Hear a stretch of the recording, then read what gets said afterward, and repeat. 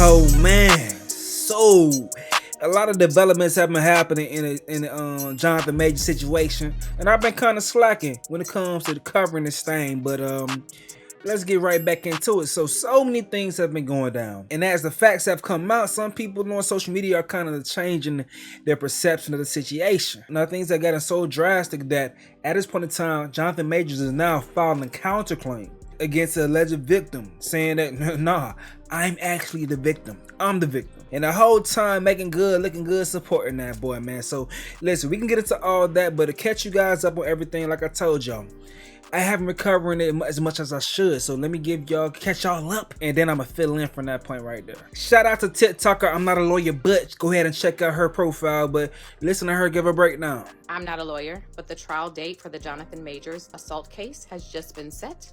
And I'm gonna tell y'all what has been put out so far on this case. In case you need a recap, Grace Jabari, who was Jonathan Majors' girlfriend at the time, claims that around midnight on March 25th, 2023, Jonathan broke her finger and lacerated her ear. As a result of those allegations, Jonathan was charged with 6 counts of assault and 3 counts of harassment. Jonathan's side of the story is that Grace is lying. According to his attorney, Priya Chaudhry, video surveillance, credit card footage, body cam footage, and eyewitness testimony that support what he says happened and not her. Now let's get to this Insider.com article in which Priya shared some of the evidence. First up, Priya says that the man who drove Jonathan and Grace around that night is prepared to testify that Jonathan never raised his voice or his hand to Grace while they were in the car, nor when they pulled over and got out of the car. Insider.com reviewed the tapes, and according to them, it appears to substantiate at least some of the driver's account and shows Majors repeatedly trying to flee from Jabari as she pulls at his coat. Now, after the car fight, Jonathan reportedly gets a hotel room, sends a breakup text, and he turns his phone off. Meanwhile, Grace ends up befriending 3 people who were allegedly witnesses to the fight, and together they all go to the club. Insider.com got to review the footage from that nightclub, and they say throughout 2 hours of footage from multiple cameras, Jabari shows no sign of having an injury to her right hand. Instead, she can be seen doing a number of things that require the use of her right hand. Okay, y'all, the next piece is when Jonathan sends the breakup text at 3 a.m. Grace shows up to his house 23 minutes later, but of course he's not there, he's at the hotel. The next time he's seen is about 8 hours later when he arrives home, and when he gets inside, he calls a handyman because one of the bedroom doors is locked from the inside. And when they open the door, Grace, according to Jonathan's lawyer, was half naked and passed out. Quote, her right ear was bloody and that the knuckles of her right middle finger were swollen and bright purple with vomit on the bed and a bottle of sleeping pills nearby. Jonathan then calls 911, and police body cam footage, according to Priya, will show that Grace told police she had drunk until the point of throwing up and had taken several sleeping tablets. She allegedly had no idea her ear nor her finger were bruised, bloody, or injured. So look, what we expect to happen in court doesn't always happen in court, and what we don't expect to happen in court usually happens in court. So we will just wait and see what happens on August 3rd when the trial actually starts for this case. Are y'all gonna be keeping up? So yeah, things are looking much different. But to be honest, I was already leading y'all down that line in the first place. So this all coming from the New York Post in regards to this counterclaim. So this says that the Creed 3 star claims that Jabari scratched and hit him while she was drunk during an argument that later led to his arrest. So last week, for the first time, Mr. Majors met with the NYPD to present them with evidence of what happened on that night. Priya Chaudhry, however you want to say that, that's Major's attorney. Now, she told the Post in a statement, within hours of viewing the evidence and conducting their own thorough investigation, the NYPD found probable cause to arrest Grace Jabari for assaulting Jonathan Majors. That's coming from the lawyer.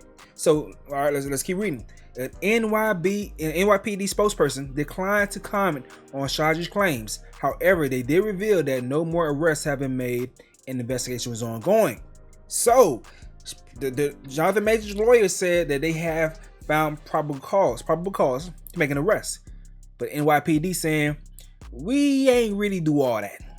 But I can tell you for sure, we ain't made no more arrests. So, this could either be all cap from Jonathan Majors' lawyer, or it can be true and NYPD doesn't want to acknowledge that they fucked up initially. It could be either of the two. What I'm doing right here is presenting this to you, what I have, the information that I got, you feel me? So that's what we have right there. Everything else they say in the article is just recapping what's already happened. It's very slow moving case. They're saying that this is set to happen, everything going down in August. This is one of the first times I've ever seen a counter complaint that's been filed. It's very interesting, but it's necessary when you do that. You present that because I want to see how this takes place in court. But it's a very interesting situation to say the least. Now, one big conversation that's happened on social media that people are arguing about is when you find a public figure that's hit with allegations about something that's so drastic. What do you do? Do you automatically believe the victim? But what if that person is a liar and they're not a victim? You know, and how do you act on the allegations? What is your just do? You feel me? What should you do? Because you don't want to scare people from coming out if there are victims, because they may feel like they never will be believed. But you still must set like a precedence as far as a way that you act in these situations, because you don't want to take someone's livelihood away if they just being accused of some shit.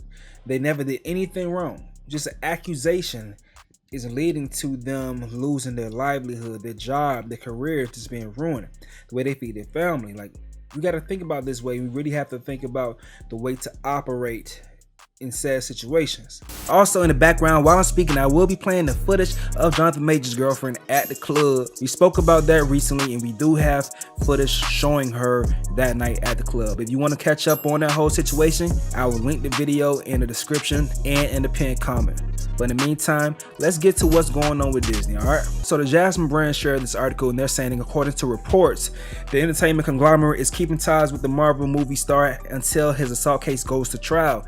Reportedly, the decision was made over concern that Jonathan Majors, 33, could sue the company if they drop him too soon. The inside source on the matter reportedly stated, it is very possible that they are waiting for things to play out before they make that decision, adding there is definitely a legal consideration they need to gather facts should there be a dispute over his removal from any projects. Now, y'all know last week we spoke about the management and the PR team amid this arrest. They backed away from Jonathan Majors. However, there have been no official statements from Disney. The company arguably has the most to lose, as they reportedly signed Jonathan Majors to a $20 million contract across several projects. Most notably, the Yale drama graduate has signed on to be the next major villain in the $1 billion Marvel Cinematic Universe, portraying the Thanos-like character Kang the Conqueror.